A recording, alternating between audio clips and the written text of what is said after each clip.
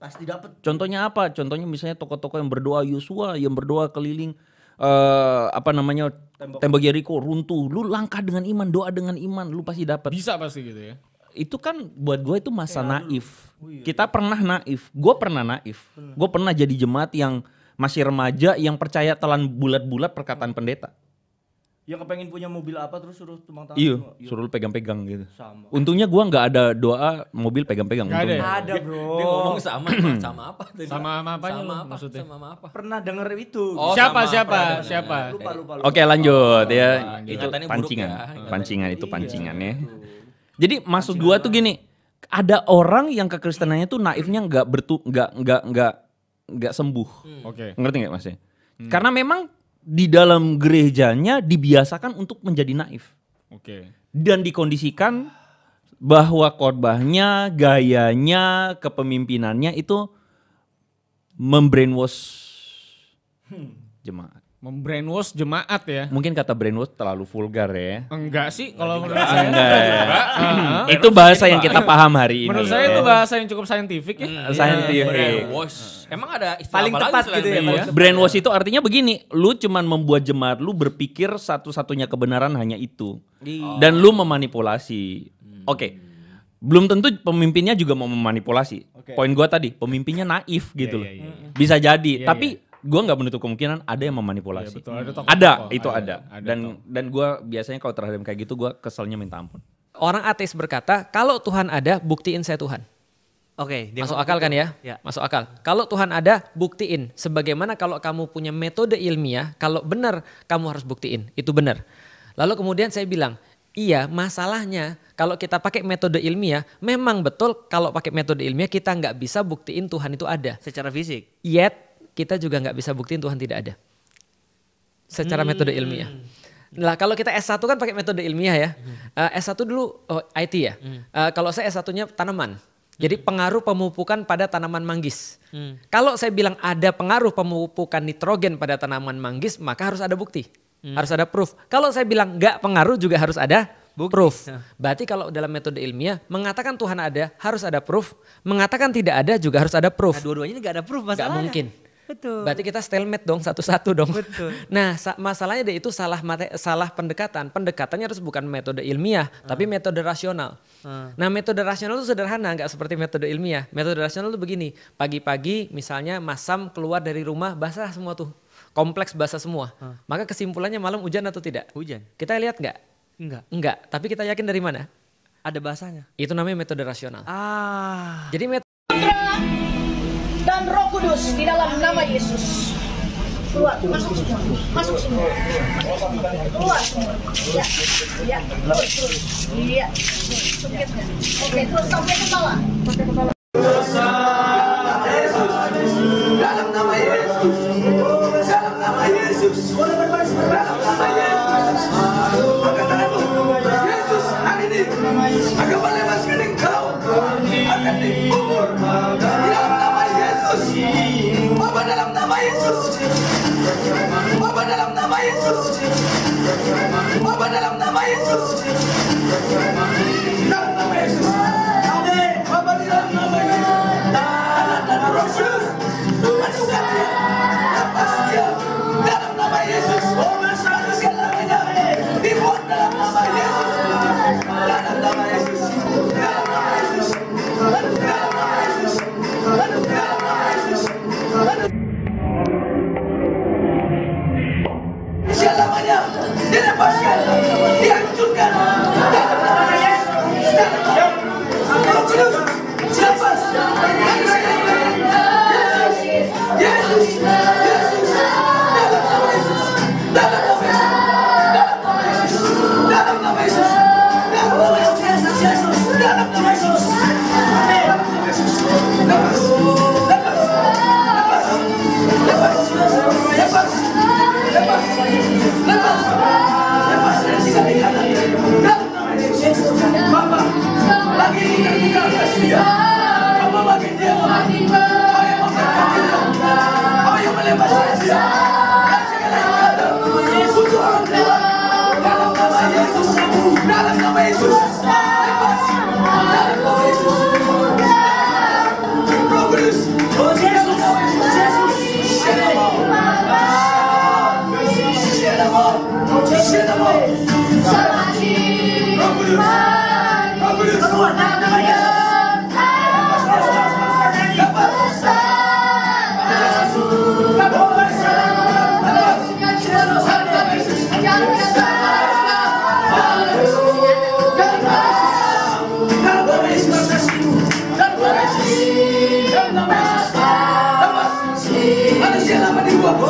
masih kubur hari ini, sore hari ini menjadi perkumpulan yang baru sudah datang dalam nama Yesus, yang baru dalam nama Yesus. Oh, selamat kembali. Bebas.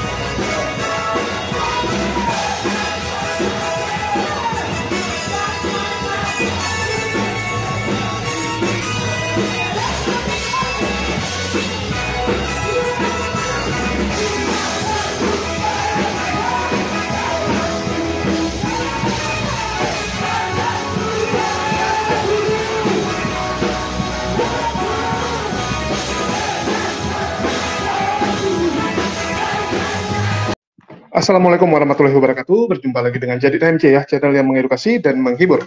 Di kesempatan kali ini kita akan membahas Pendeta Andre Tungtung ya, yang akhirnya teman-teman, akhirnya bisa sedikit lebih jujur nih. Kalau biasanya kita melihat Andre Tunggal ini adalah seorang pendeta yang selalu mencoba memframing, yang coba membodohi jemaat-jemaatnya, membodohi para pendengarnya. Kali ini saya melihat ya, bahwa ada sedikit kejujuran di dalam diri Andre Tunggal. Saya nggak tahu ini sedang ada roh apa yang menjangkit diri Andre Tunggal, di mana dia mengakui bahwa banyak pendeta di luar sana yang mencoba mendoktrin, mencoba membrainwash para jemaatnya agar fanatik buta atau percaya buta ya. Dan inilah yang selalu coba kita sampaikan kepada teman-teman kita di sebelah, agar mereka bisa membuka diri, agar mereka bisa mereview ulang gitu, mempelajari data-data, jangan hanya terdoktrin mati.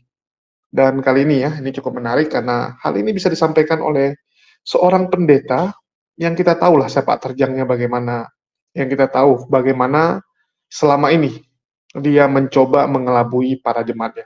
Saya nggak tahu ini apakah bentuk persaingan ya, bentuk persaingan dengan pendeta-pendeta lain sehingga dia menyampaikan hal ini. Mari kita saksikan dulu lah bagaimana pernyataan jujur dari seorang Andre Tunggal yang benar-benar nih jarang banget kita dengar seperti ini. Menanggapi kalau banyak statement dari hamba-hamba Tuhan juga yang sepertinya kalau dipikir kok banyak ngaco, nggak sesuai sama firman Tuhan. Karena jemaat banyak yang dibodoh-bodohi kok. Aduh. Iya.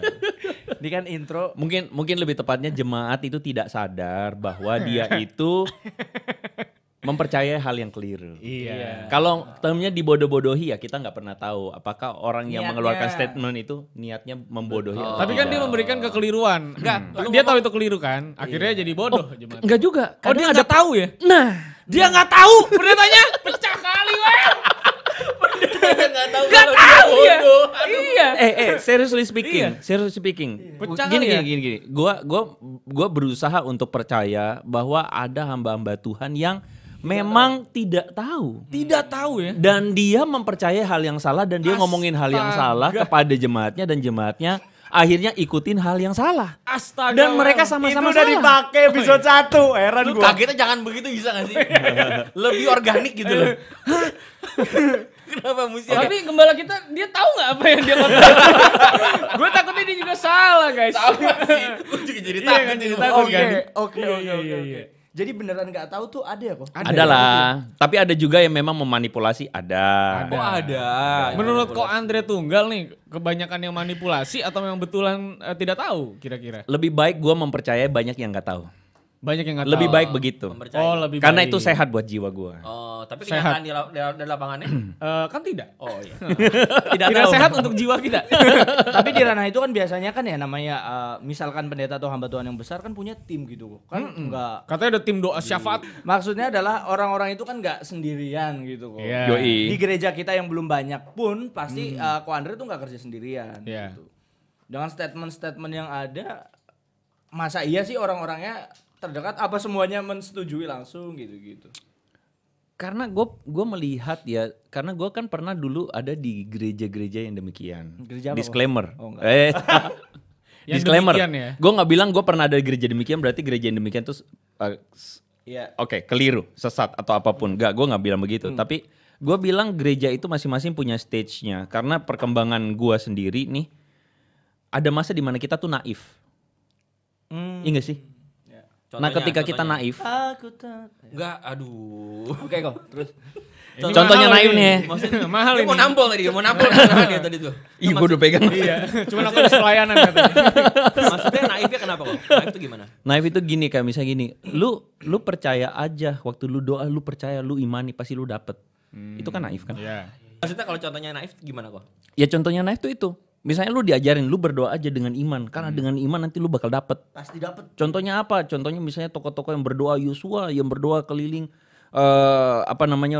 tembok Yeriko runtuh. Lu langkah dengan iman, doa dengan iman, lu pasti dapet. Bisa pasti gitu ya. Itu kan buat gue itu masa naif. Kita pernah naif. Gue pernah naif. Gue pernah jadi jemaat yang masih remaja yang percaya telan bulat-bulat perkataan pendeta. Ya kepengen punya mobil apa terus suruh tumpang tangan. Iya, semua. suruh lu pegang-pegang gitu. Sama. Untungnya gua nggak ada doa mobil pegang-pegang. Nggak ada untungnya. ya? Ada bro. Dia ngomong sama apa tadi? Sama apanya Sama lu apa? maksudnya? Sama apa? Pernah denger itu. Oh, Siapa, sama siapa, pernah siapa? dengar. Lupa. Oke lanjut ya. Itu Ingatannya buruk pancingan. ya, ingatannya. Pancingan itu Iya, pancingan ya. Jadi maksud gua tuh gini, ada orang yang kekristenannya tuh naifnya nggak sembuh. Oke. Ngerti nggak Mas? Karena memang di dalam gerejanya dibiasakan untuk menjadi naif. Oke. Dan dikondisikan bahwa khotbahnya, gayanya, kepemimpinannya itu membrainwash jemaat. Membrainwash jemaat ya. Mungkin kata brainwash terlalu vulgar ya. Enggak sih kalau menurut saya. Enggak ya. Itu bahasa yang kita paham hari ini. Menurut saya itu bahasa yang cukup saintifik ya. Scientific. Brainwash. Emang ada istilah Paling apa tepat lagi selain gitu ya, brainwash? Brainwash itu artinya begini, lu cuman membuat jemaat lu berpikir satu-satunya kebenaran hanya itu. Dan lu memanipulasi. Oke. Belum tentu pemimpinnya juga mau memanipulasi. Poin gua tadi, pemimpinnya naif gitu loh. Bisa jadi, tapi gua nggak menutup kemungkinan ada yang memanipulasi. Iya, betul. Ada tokoh-tokoh. Ada, itu Ada. ada. Dan gua biasanya kalau terhadap kayak gitu gua keselnya minta ampun. Iya, teman-teman sudah dengar ya. Jadi ini satu hal yang cukup mengejutkan. Kalau kita bicara doktrin brainwash, nah itu memang sering dilakukan oleh para pemuka agama, bukan hanya di tetangga sebelah tentunya ya, tapi di semua agama banyak sekali orang-orang yang mencoba membrainwash jemaatnya. Banyak pemuka agama yang melakukan hal itu. Tujuannya apa? Supaya jemaatnya itu tegak lurus dengan pandangan mereka, nggak mempertanyakan apa yang mereka ajarkan. Kalau perlu tuh jemaatnya engge-engge aja gitu. Disuruh perpuluhan, oke. Disuruh kasih persembahan spesial, kasih gitu kan. Kalau perlu diminta rumah juga dikasih. Jadi tujuannya ya seperti itu teman-teman. Dan ini banyak di luar sana.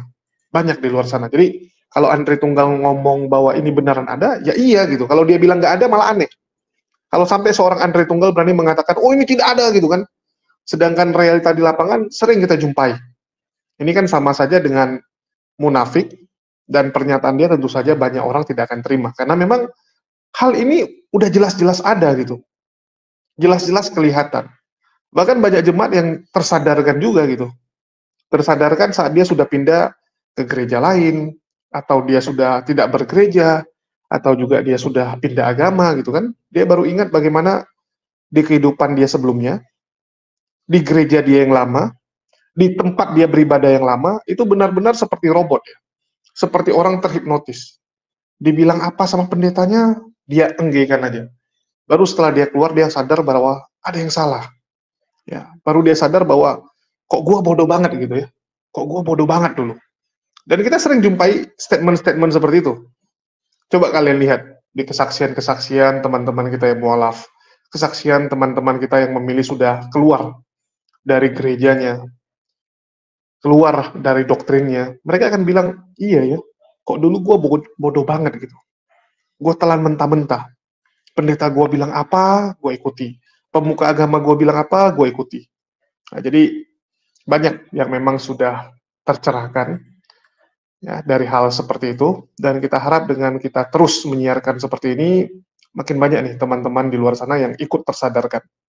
Yang paling penting itu ya, karena tujuan kita ingin menyampaikan kepada teman-teman untuk mereview ulang nih, untuk berpikir secara logik, ya benar-benar menggunakan akalnya, agar mereka tuh benar-benar belajar. Jangan hanya katanya, pokoknya kan gitu. Sering kita jumpai teman-teman kita kalau diskusi itu ujung-ujungnya apa? Ya saya nggak mau tahu. Pokoknya dia itu Tuhan. Pokoknya pengajarannya benar ini.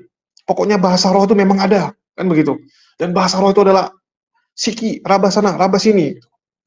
Nah, padahal sudah banyak orang yang mengatakan nggak ada itu raba kiri, raba kanan. Sejak kapan ada bahasa raba kiri, raba kanan gitu kan? Nah, terus kita juga bisa melihat bahwa ya pendeta Andre Tunggal ini kalau ngomong seperti ini pasti ada something. Ada something, karena dia termasuk yang paling kuat mendoktrin para pendukungnya, para laskar Polikardusnya. Bahkan saya bisa bilang bahwa banyak sekali nih pendukung-pendukung buta Andre Tunggal yang muncul di tempat saya juga. Yang sebelumnya saya nggak pernah lihat nih nama-nama tertentu di komentar, tiba-tiba bermunculan untuk membela Andre Tunggal. Jadi bisa dibilang mereka nih ya laskarnya Andre Tunggal gitu, Andre Tungtung. Jadi agak mirip dengan Tanpa Ragi, ada pendukung butanya. Mirip juga dengan Wak Labu ya, yang istilahnya kalau udah dukung tuh membabi buta sekali, nggak peduli gitu. Nggak peduli apapun statement yang disampaikan oleh junjungannya. Padahal udah jelas-jelas yang disampaikan juga babak belur, salah ya. Tapi mereka tetap, ya pokoknya dia yang benar gitu kan. Oke, terus kita di sini juga akan mendengarkan nih statement dari Ustadz Felix Xiao mengenai agama mana yang benar. Dan ini semoga bisa mencerdaskan juga teman-teman semua. Di mana kita tahu ya, kalau udah bicara tadi doktrin, ya doktrin, dogma, artinya agama mana yang benar gitu. Karena setahu saya memang agama itu ada dua. Satu yang bisa dipahami secara iman, baru yang kedua secara logika. Kan begitu. Ada yang secara logika, ada yang secara iman. Yang secara iman itu seperti apa? Contoh percaya dengan hari kiamat. Percaya dengan surga neraka. Itu kan iman. Sesuatu yang nggak bisa kita logikkan. Betul tidak? Jadi, yang mana sih yang benar gitu? Ya, yang mana yang benar? Dan kadang kita lihat banyak teman-teman di luar sana, terutama Kristen progresif nih. Ya, kelompoknya Kristen progresif yang mulai punya pemikiran bahwa semua agama itu sama. Yang penting kita berbuat baik. Nah, banyak kan yang di luar sana sudah mulai punya pemahaman seperti itu. Yang penting buat baik, maka masuk surga. Kalau kita lihat di Kristen ada yang namanya Brian Syawarta, di Islam juga ada yang orang-orang seperti itu gitu, yang pemikirannya itu benar-benar menggabungkan, ya, nggak menggabungkan semua agama, terus merasa bahwa nggak apa-apa lah agamanya beda, yang penting dia buat baik, nanti juga Allah pasti akan kasih dia surga gitu kan. Ini yang kacau. Orang-orang yang punya pemahaman seperti itu sangat kacau. Dan di sini kita coba hadirkan pemaparan dari Ustadz Felix Xiao, dengan harapan semoga pemaparan dari Ustadz Felix Xiao ini bisa membantu dan sedikit mencerahkan lah. Ya, mencerahkan teman-teman kita yang di sebelah ini, walaupun ya memang agak susah gitu untuk membongkar doktrin-doktrin yang sudah tertanam cukup lama itu. Oke, kita coba dengarkan dulu teman-teman. Oke, aku mau bahas tentang yang tadi kita udah bahas tentang toleransi antar beragama nih. Iya. Ini sebenarnya pertanyaan yang aku udah mikir dari lama banget tapi nggak tahu mau nanya ke siapa. Oke. Jadi di kepalaku tuh secara logika ya. Ini aku memposisikan diriku netral aja nih kan. Oke. Nggak, anggaplah aku lagi nggak punya agama nih. Oke. Terus aku baru mau memilih agama nih. Oke. Situasinya seperti itu. Nah, kita melihat bahwa banyak banget agama di dunia. Ya. Mulai dari menyembah matahari. Betul. Agama Jepang itu kan banyak Ya, banget tuh kan. bener. Ada yang di China itu dewa-dewa Bener. juga banyak banget. Ini di Bener. luar dari 6 yang kita resmi Ya. di Indonesia ya. Ya. Saking banyaknya ini, dan ini mereka ini udah juga melakukan mujizatnya masing-masing. Di Kristen ada mujizat, di Islam ada mujizat, Buddha ada mujizat, Ya. Hindu ada mujizat. Mhm. Dan agama ini juga bertahan cukup lama. Benar. Dan ada pengikut yang banyak juga nih di Benar. masing-masing agama ini, ya Ya. kan? Nah, pertanyaanku adalah kalau kayak gini sebenarnya yang mana yang benar? Ya, Itu kan yang menjadi pertanyaannya. itu pertanyaanku SMP. Sama ya berarti? Itu pertanyaanku SMP. SMP aku jadi ateis, lalu kemudian aku jadi muslim 5 tahun kemudian setelah ateis. Oh, oke. Berarti awalnya Katolik dulu, Ustaz. Benar? Katolik, terus kemudian ateis, lalu kemudian agnostik, lalu kemudian baru Islam. Tunggu. Ya, menarik lagi nih maksudnya. Iya. Dari Katolik ke ateis tuh apa yang men-trigger? Nah itu dia. Nanti banyak orang nggak suka nih. Gitu. tapi gini. Ini kan pengalaman pribadi, Pengalaman guys. pribadi, Jadi betul. jangan disamakan dong. Ya, kan belum tentu yang lain sama ya. Betul. Tapi kalau saya secara pribadi jawabannya sama kayak 75% orang Amerika. 75% orang Amerika ateis. Dan mereka bilang bahwa agama nggak cocok untuk hidup kita. Kenapa itu agama gak cocok buat kita? Mereka bilang bahwa sains itu tidak cocok dengan agama dan agama nggak akan membuat Anda jadi seorang yang logik. Oke. Jadi kalau Anda mau agama tinggalkan akal kata mereka. Kalau Anda mau agama tinggalkan akal, betul. Kalau Anda mau akal tinggalkan agama. Oke. Jadi harus milih salah satu. Kalau mau agama nggak usah pakai akal, kalau mau pakai akal nggak usah pakai agama. Nah, bagi saya juga seperti itu. Ketika saya berpikir ada banyak hal yang menurut saya nggak logis. Iya. Balik lagi saya tuh orangnya dari dulu memang logis gitu kan. Iya, ya. iya. Saya penyembah sains kayaknya saya itu kan ya. Jadi ketika saya lalu kemudian ngelihat ini kok kayak gini, ini kok kayak gini, ini kayaknya nggak benar deh, ini kayaknya nggak bagus deh. Makanya aku masih ingat banget dulu pastorku tuh bilang begini, Lik, ada banyak hal yang nggak bisa masuk ke akalmu tapi bisa masuk ke hatimu. Dia ngomong gitu. Aku bilang benar juga ya. Tapi aku mikir-mikir lagi, tapi aku mikir. Gitu kan. Ini nggak bisa lepas dari kepalaku gitu maksudnya. Ya kalau misalnya teman-teman atau Mas Sam mau lihat aja komplain orang-orang sains terhadap agama. Di Mas Sam kan di Amerika kan ya. Iya. Di Amerika kan bullying terhadap agama kan biasa. Betul. Bahkan tidak lagi such thing as penistaan agama kan gitu kan ya. Bullying terhadap agama tuh semuanya seolah-olah kalau lu beragama lu nggak mikir, lu beragama lu nggak tahu tentang hidup, lu dari 500 tahun yang lalu apa itu kan dia bilang dan seterusnya. Ya sama kayak aku juga begitu. Dan itu dipicu dari game. Oh, game. Game. Aku dulu main Final Fantasy, Oke. Xenogears. Oh, Itu nggak tahu ya kalau game zaman sekarang. Tapi kalau game zaman dulu itu filosofis banget. oh. Mereka bikin untuk apa ya? Untuk praproduksinya aja 3 tahun tuh untuk Xenogears. Untuk mengumpulkan seluruh kisah-kisah agama dan segala macam gabung jadi satu main game. Dari situ saya bilang, hah, ternyata Tuhan kita tuh AI. Itu sudah ide Xenogears. Bahwa Tuhan tuh AI. Kalau sekarang kayak film Lucy, pernah nonton nggak? Lucy. Lucy yang itu loh yang main. Oh, tahu yang otaknya itu sampai 100% kemampuan otak. Betul, Iya, tahu. Scarlett Johansson. Terus Iya, lama-lama dia diupload. Betul. Gitu kan ya. Tahu, Nah, tahu. itu konsepnya Xenogears. Bahwa Tuhan itu adalah AI. Sedangkan konsep AI ini adalah saking sangat hebatnya lalu kemudian manusia tuh jadi kayak ya dikontrol oleh AI. Pernah nonton film ini Interstellar? Oh iya, yang Tom Cruise ya? Ya, bukan Tom Cruise, siapa namanya? Ada pokoknya Interstellar Ya, yang pokoknya itulah. nanti coba lihat ya. Itu Interstellar, begitu saya nonton saya terbelalak. Kenapa? Saya bilang ini kalau orang ateis nonton ini langsung confirm ateis. Tapi kalau orang beragama nonton ini confirm Tuhan ada. Karena data-datanya lengkap. Saya bayangin kalau saya jadi ateis nonton film Interstellar, nah kan bener kan Tuhan nggak ada. Tapi kalau saya sebagai seorang yang punya iman atau saya sudah ngerti tentang Islam, nonton ini saya bilang gila ini menjelaskan banyak orang bahwa ternyata Tuhan tuh ada. Tapi itu nanti lah kapan-kapan. Tapi kita bahas ini dulu ya. Ketika saya main game, ketika saya baca buku, saya yakin Tuhan nggak ada. Kenapa? Karena nggak masuk akal. Ya, ini formulanya beda nih. Kalau saya mau formula sains, memang Tuhan nggak bisa masuk dalam formula sains. Saya harus bahas tentang sebab akibat, kenapa dunia ini ada dan Tuhan nggak masuk dalam perhitungan itu. Nah, maka kemudian ketika saya jadi seorang ateis gara-gara main game, mikir dan seterusnya, dan merasa bahwa agama nggak ada korelasi di situ, maka saya kemudian beberapa tahun, sekitar 2 tahun kemudian jadi seorang agnostik. Agnostik itu apa? Lucunya dari belajar sains saya dapat Tuhan. Oke. Jadi kan awalnya kan gara-gara belajar sains ini agama nggak masuk akal, udah Tuhan nggak ada. Tapi ketika saya belajar sains ternyata saya yakin Tuhan pasti ada. Dari mana? Jadi gini, coba bayangin ya. Orang ateis berkata, ini agak mumet tapi saya coba. Orang ateis berkata, kalau Tuhan ada buktiin saya Tuhan. Oke. Masuk akal kan ya? Masuk akal. Kalau Tuhan ada buktiin. Sebagaimana kalau kamu punya metode ilmiah, kalau benar kamu harus buktiin. Itu benar. Lalu kemudian saya bilang, iya masalahnya kalau kita pakai metode ilmiah, memang betul kalau pakai metode ilmiah kita nggak bisa buktiin Tuhan itu ada. Secara fisik. Yet kita juga nggak bisa buktiin Tuhan tidak ada. Secara metode ilmiah. Nah kalau kita S1 kan pakai metode ilmiah ya. S1 dulu IT ya. Kalau saya S1-nya tanaman. Jadi pengaruh pemupukan pada tanaman manggis. Kalau saya bilang ada pengaruh pemupukan nitrogen pada tanaman manggis, maka harus ada bukti.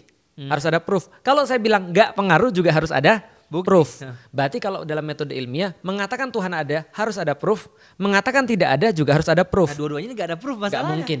Betul. Berarti kita stalemate dong satu-satu dong. Betul. Nah masalahnya dia itu salah pendekatan. Pendekatannya harus bukan metode ilmiah tapi metode rasional. Nah metode rasional itu sederhana, nggak seperti metode ilmiah. Metode rasional itu begini, pagi-pagi misalnya Masam keluar dari rumah basah semua tuh. Kompleks basah semua. Maka kesimpulannya malam hujan atau tidak? Hujan. Kita lihat nggak? Enggak. Enggak, tapi kita yakin dari mana? Ada bahasanya. Itu namanya metode rasional. Ah. Jadi metode rasional kita nggak perlu lihat, kita nggak perlu mengadakan pembuktian, maka kita nggak perlu bukti bahwasannya Masam ada bapaknya lagi sampai 10 kali. Bukti aku lahir di sini berarti ada. Walaupun kita nggak punya fotonya, walaupun kita nggak punya bajunya, kita nggak punya teaser, videonya dan segala macam, ya tapi ternyata ada. Nah makanya orang-orang waktu itu ketika saya ngeliat itu ada satu pembuktian yang sangat mengganggu saya ketika saya bahas tentang alam semesta. Saya bilang ini terlalu rumit alam semesta ini kalau terjadi secara kebetulan. Kalau lah apalah. Apa? Big Bang. Apalah itu kan? Ya, saya belajar itu. Saya kan dulu olimpiade biologi ya. Saya belajar itu, saya bilang ini mumet, ini terlalu mumet untuk terjadi secara kebetulan, nggak mungkin. Apalagi ketika saya belajar ada satu profesor matematik namanya Roger Penrose. Nah, siapa tahu ini bisa dipecahkan secara IT ya. Roger Penrose itu bilang begini. Probabilitas atau kemungkinan bahwa Tuhan tidak ada adalah sama dengan 1/10 pangkat 10 pangkat 123. Tunggu, sakit palaku. Ya. Nah nanti dipecah di rumah aja ya. Intinya adalah kalau aku mau jabarin agak rumit, tapi intinya adalah itu more than impossible. Kok more than impossible? Atau disederhanakan sama orang. Oke, kalau misalnya kita nggak mau belajar matematik, kita belajar bahasa aja. Dia bilang kemungkinannya sama seperti, ada orang bilang kemungkinan sama seperti kita pergi ke pantai, di Makassar kan banyak pantai itu. Hitung pasirnya? Ya, losar, bukan hitung pasir. Kita ambil satu pasir, tanda tanganin. Samuel Christian was here. Taruhlah ya. Kita taruhlah bisa tulis itu ya, taruhlah ya. Walaupun mustahil ya, tapi nggak taruhlah kita bisa tulis ya. Terus setelah kita tulis, kita tanda tanganin, kita tiup, jatuh dia ke pasir-pasir yang banyak itu. Pulang ke rumah. Tahun depan datang lagi to exact spot, ambil randomly satu butir pasir. Sama peluangnya gitu ya. Nah, dapat yang kita tanda tanganin. Nggak mungkin sih itu, gitu gila banget. Nah, maka saya karena saya nggak mau mikir, saya bilang ya udahlah Tuhan ada aja lah gitu kan ya. Gitu. Itu kan logis ya, logis dan rasional. Makanya ada pendekatan ilmiah, ada pendekatan rasional. Pendekatan ilmiah hanya bisa pada sesuatu yang terindera. Yaitu adalah seperti pemupukan nitrogen pada tanaman manggis, seperti membuktikan hubungan ini sama ini, itu terindera semua baru bisa metode ilmiah. Kalau nggak terindera bagaimana metode ilmiah? Nggak mungkin. Maka pendekatannya harus metode rasional. Jadilah saya punya Tuhan. Oke. Tapi nggak mau agama. Oke. Agnostik. Oke. Karena sebel liatin orang-orangnya. Oke. Saya lihat orang Kristen saya sebel. Saya lihat kalau mohon maaf saya sedikit klaim. Di Palembang kalau ngelihat ada dua agama, Kristen dan Katolik. Oke. Makanya ketika Dr. Richard tuh bilang, "Oh, kamu agamanya Kristen ya?" Maksudnya Protestan. Nah, jadi kalau orang Palembang bilangnya Kristen itu artinya Protestan, Katolik artinya Katolik. Iya. Nah, jadi saya bilang orang Kristen tuh nyebelin, orang Katolik nyebelin juga, Muslim apalagi. Itu kan ya Buddha sama aja gitu kan, Hindu nggak pernah tahu sih, tapi saya nggak mau gitu kan ya. Akhirnya saya bilang udah Tuhan nggak ada. Tuhan ada, tapi saya nggak mau beragama. Agama itu cuma buatan manusia untuk keuntungan pribadi mereka. Religion creating conflict gitu kan ya. Since 10,000 BC gitu kan ya, dan segala macamnya. Pokoknya ini masalah lah agama-agama nih. Sampai saya masuk IPB. Ketika saya masuk IPB, saya dapat kalau di film Interstellar tadi tanda-tanda. Oke. Sains. Ini menjawab pertanyaanku ini udah kan? Ya. Dari yang semua agama ini banyak banget tahun yang mana yang benar? Sains. Oke. Dan sains itu aku cuma ketemu dalam Al-Qur'an. Menarik. Jadi gini, ada anak kecil yang pernah nanya sama aku, "Ustadz, kenapa sih mukjizat kita nggak keren?" Hah? Maksud lu apa? Dia bilang gini, itu lo coba lihat Musa membelah lautan Ustadz. Nabi Isa menghidupkan orang mati Ustadz. Menyembuhkan penyakit. Segala macam dia bisa lakukan tuh. Lalu apa lagi? Nabi Ibrahim dibakar api gak mempan. Nabi Sulaiman bisa naik angin. Mengendalikan jin. Apalagi berbicara dengan hewan. Lah Nabi kita dapat buku. Saya bilang gini, oke, coba saya lihat. Ini tentang mujizat ya. Nabi-nabi yang lain di dalam Islam. Ataupun mungkin dalam agama yang lain, semua mukjizatnya itu adalah visible. Oke. Pakai mata. Ya. Cuma satu nabi yang mukjizatnya auditory. Nabi Muhammad. Itu mukjizatnya auditory. Quran itu bukan bacaan. Quran itu sesuatu yang didengar. Makanya zaman dulu orang nggak ada Quran fisik. Orang cuma ngomong, didengar, dihafal. Ngomong lagi ke orang, didengar, dihafal. Jadi nggak melibatkan mata. Nah artinya masalah dengan mata adalah, mukjizat dengan mata adalah begitu itu sudah terjadi, itu sudah nggak berlaku lagi. Contoh, Masam berada di tengah Bani Israel, melihat Musa membelah lautan. Kira-kira exciting nggak? Keren banget gitu. Kita lihat film Pirates of Caribbean aja, kayak gini ya, laut terbelah tuh ya gitu kan ya. Terus kemudian, wah luar biasa nih, aku harus nyeritain pada anak-anakku. Masam datang kepada anak-anaknya nanti. Nak, kamu tahu nggak nak? Wah anaknya, wow keren banget Musa. Mungkin dia masih 5 tahun, dia masih dengerin cerita kita keren.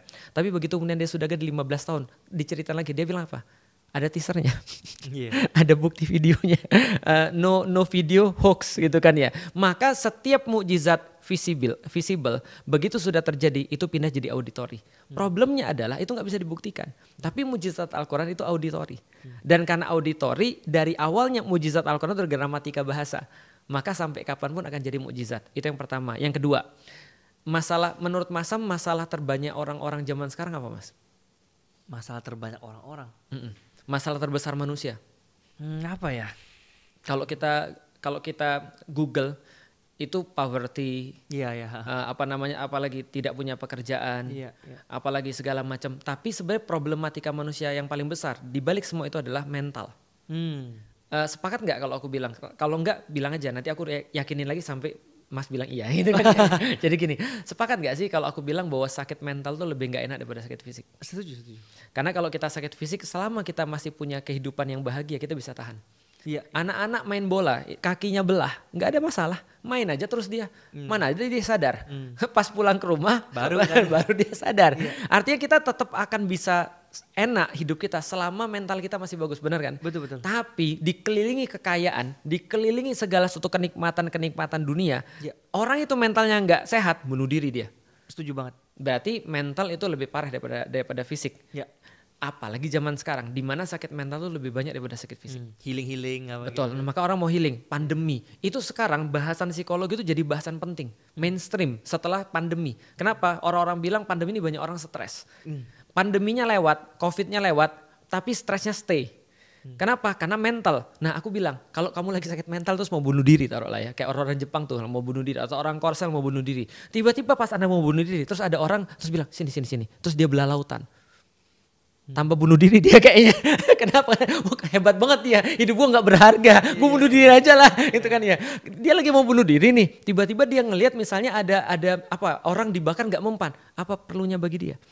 Maka saya bilang mukjizat itu sesuai dengan tempat dan waktunya masing-masing. Kenapa nabi-nabi yang lain diberikan mukjizat visibilitas? Karena waktu itu petunjuk atau Alkitabnya sama mukjizatnya beda.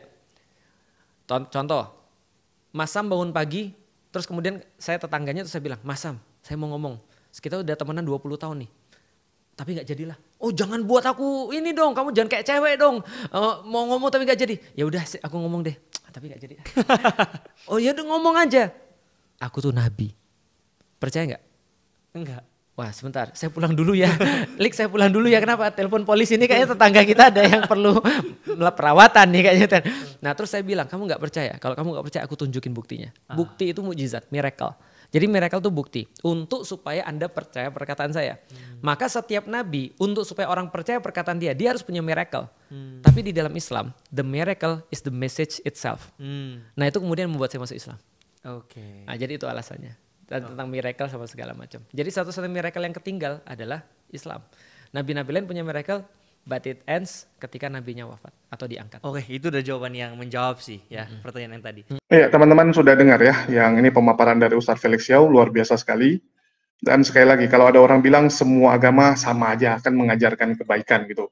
Yes, semua agama yang tersisa sekarang, yang tersisa yang besar sekarang ini kan hasil dari agama-agama sebelumnya ya, yang sudah ada dari zaman dulu yang jumlahnya itu bahkan mungkin puluhan ribu gitu. Terus mengecil ya, istilahnya menyusut sampai hanya tersisa beberapa sekarang. Dan tentu saja agama yang ada sekarang ini agama yang sudah teruji dengan zaman, teruji dengan waktu. Ya, sudah teruji. Cuman yang jadi masalah, Tuhan itu satu. Artinya yang benar cuma satu. Kan begitu, yang benar cuma satu. Terus yang benar tuh yang mana?